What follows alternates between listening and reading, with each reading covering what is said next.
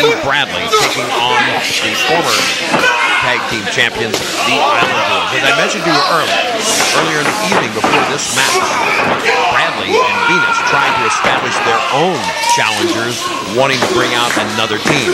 Commissioner Patrick Black, not going to be overruled, told them that they would indeed meet the Island Boys. They were not happy about it, and of course you can see why, Brock Guffman, because the Island Boys come loaded for bear. Yeah, but I think that all that Val Venis and Steve Bradley were trying to do is kind of, share the wealth. I mean, there's a lot of talent here in the HWA. So, the Island Boys, they were the tag team champions, but they're not anymore. So it's time to let another team, try to get the belt. But certainly, having been the former champions, they are certainly the #1 contenders.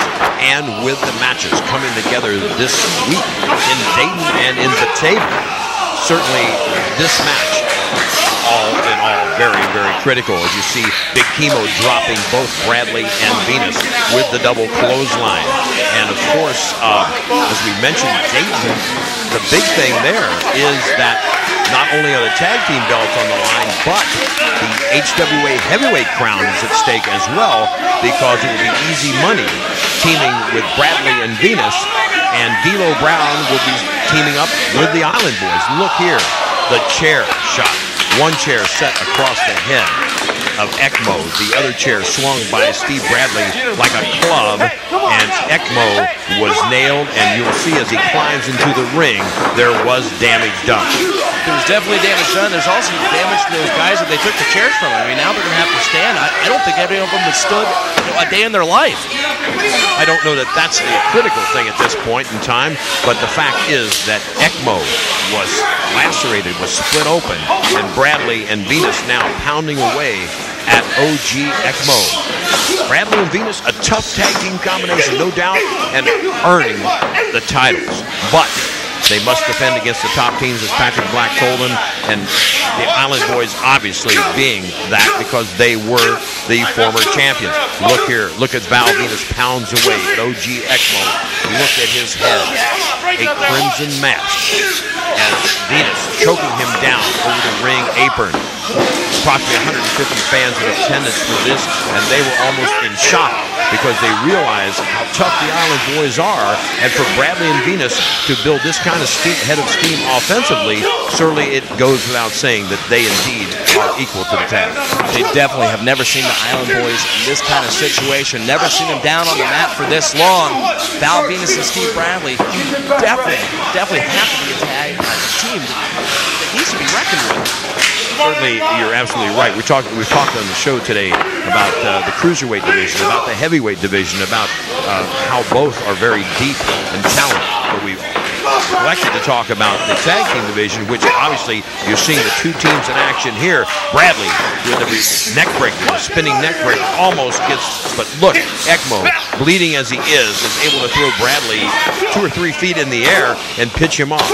Powerful men, the Island Boys, and of course the way to beat them is not try to overpower them, but to out-finesse them and try to wear them down. And of course that's what Val Venis is doing currently as he goes for the snap suplex here, and that is 360 pounds that he's taken to the sky and snapping back into that suplex position.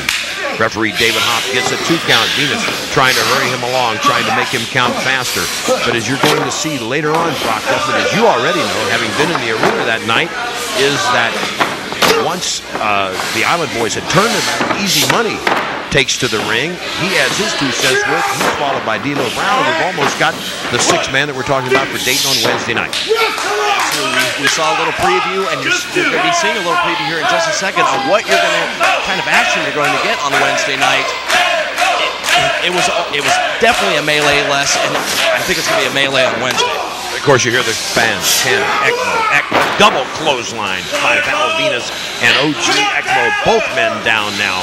Venis himself in tremendous shape, but at 240, 110 to 20 pounds lighter than his opponent, which has to be frightening. And of course, Kimo, the anchor man for the Island Boys, at about 420. Yes, both men, and now Island Boys getting back into it. They're going to have to do the exact same thing to Kimo that they did to Ekmo. They're going to have to take this big man off his feet, slow him down a little bit, and take the match into their own pace.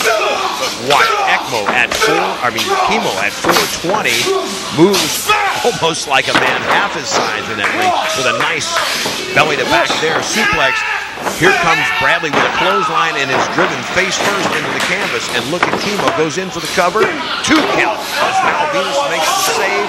And here comes Ekmo in and goes to work shooting those right hands into Val Venis. This was not a wrestling match in any way, shape, or form, Brock Dublin. It was a back alley brawl from the very get-go. It absolutely was. All men. I mean, just using absolutely everything. There's no love lost between these teams whatsoever. These teams used to be on the same side too, but you can see what happens when you put a championship belt up for grabs. Of course, you know, I'm going to tell you, having wrestled a lot of tag teams myself in my career, with a team like Ekmo and Kimo, you have to keep moving. You have to wear them down because, you know, power-wise, you cannot match them, you cannot top them. You've got to wear them down. You've got to take their wind away from them and then take their legs away. Once you take this big man off his feet, he's vulnerable. You can get to him. But as long as you allow him to stand, there is no way Val Venis, Steve Bradley, or anyone else in the HWA is going to outmuscle this guy. And Steve Bradley just showed a great way to not make the man stand much anymore. Now, you might want to call it, cheating, but, I call it sure way to victory. Well, a sure way to victory or not, he got a 2 count. And look here, even Bradley and Venis, both in tremendous shape, are worn down from trying to move these 2 big guys. Look at here. Venis guts it out and picks Kimo up. Look, now here goes to the pin. And with the use of the rope, with the help of his partner, they get the fall. And of course, lacerators, we mentioned Ekmo. But now the match is over. But watch what happens. As these guys try to get their belts and head for the locker room, Kimo and Ekmo come up, squaring off with him and wanting to do battle still. And once Kimo and Ekmo have their backs turned away from the entrance to the arena, you're going to see a very familiar figure, and that will be the HWA Heavyweight Champion, Easy Money, come on the scene, and look what he's going to have in his hand. It's going to be a fire extinguisher, Brock. Well, all basically Easy Money is saying is this Wednesday night, he's going to do absolutely anything it takes to take the legs out of the Island Boys. And of course, this Wednesday night is all going to come to a head. These 6 men are going to do battle in Dayton's Montgomery County Coliseum at the fairgrounds. You won't want to miss it.